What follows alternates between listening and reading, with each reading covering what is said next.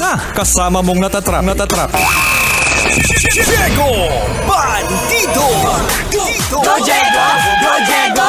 Go Diego! EDSA! Excuse me po! Taas ng kamay ang mga naihi!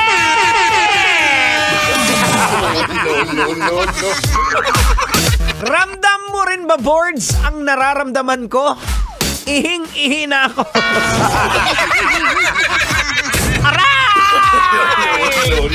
Ayan ka na naman, tamat ka na naman na namamatok eh! Ay, peste ka, problema ba namin yan kung naihi ka? Hindi, umihi ka! Eh, nagtatrabaho eh! Eh, ka hindi! Ngayon,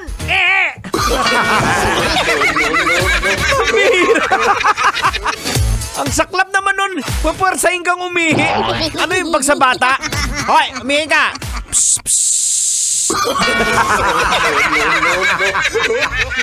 Isang napakagandang gabi sa lahat po ng mga nagko-cross legs ngayon. Alright mga kabisyong, oras natin sa buong kapulan. We got 32 minutes makalipas sa oras ng alas 6 ng gabi. Ito na, hindi na natin patatagalin to, Tang. Pag-usapan na natin to. Isa ang 72 anyos na si Lolo Nicolas Rudy Sukgang na residente ng Batan, Aklan ang nagpapatunay na age is just a number. Wow! Matapos magmarcha sa entablado upang tanggapin ang katunayan na pagtatapos nito sa senior high school. Congratulations! Grabe, saludo kay Lolo. O ito, Tang, logican na natin to, Tang. Ay, sige. Huwag mo nang patagalan yan. Bilisan mo na, baka mahi ka pa. Logican mo na yan. Logika na yan! Logika na yan! Alright, mga kabisyo, logican na yan.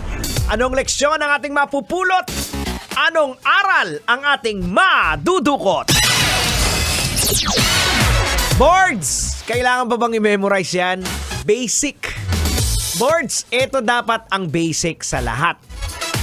Ano pa, kahit ano pang edad mo, may edad ka na o bata, dapat basic po na magkaroon po tayo ng tamang edukasyon. Diba?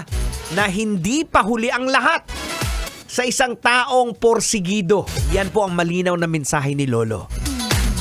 At hindi rin hadlang ang edad kung gusto mong makapag-aral.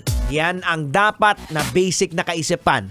Ang i-upgrade natin ang ating mga sarili. Wow! Diba? Dapat, mag-aral tayo. Hindi po dahil para may pagmayabang, kundi para meron po tayong matutunan. Ang problema kasi sa tao kung minsan, mas iniisip po yung sasabihin ng iba. Iisipin na, ay may edad na ako. Hindi na ako mag-aaral kasi baka pagtatawanan ako ng mga kaklase ko. Tatawagin nila akong classmate Lolo. No. O hindi kaya tatawagin nila akong classmate Tatay. O hindi. O hindi kaya tatawagin nila akong classmate na repeater. No. Maloy ka. Now mga kabisyo, logican natin. May iba't ibang dahilan po kung bakit kahit may edad na, di ba, nagpupursige pa rin nga makatapos sa pag-aaral ang ilang tao. Marami ang nais pong tuparin ang pangarap na makapagtapos. Nagsisilbing inspirasyon, nagpapalawak ng kaalaman, at nagbibigay po ng personal na katuparan ito. Ang kwento po ni Lolo na 72 years old na gulang sa pagtatapos sa kanyang senior high school ay patunay ng determinasyon at pangarap. Yan.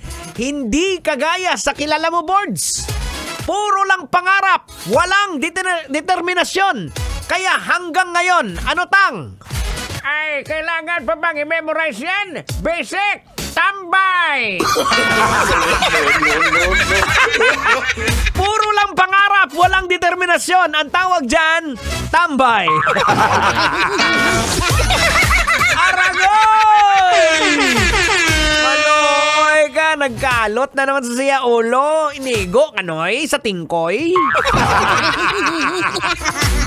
Ayan mga kabisyo, para hindi ka matawag na tambay, dapat mangarap ka. Mangarap na may kasamang pagpupursige.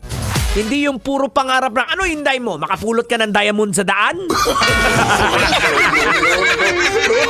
Ay, nako mga kabisyo, kayo pa rin po'y nakatutok dito sa pinakamasaya, pinakamakulit na programa sa radyo tuwing hapon at gabi. Ito po ang programang EDSA dito sa 90.7 Love Radio. Kailangan ba bang i-memorize yan? Basic! Kailangan pa bang i-memorize yan? Love Radio. Basic!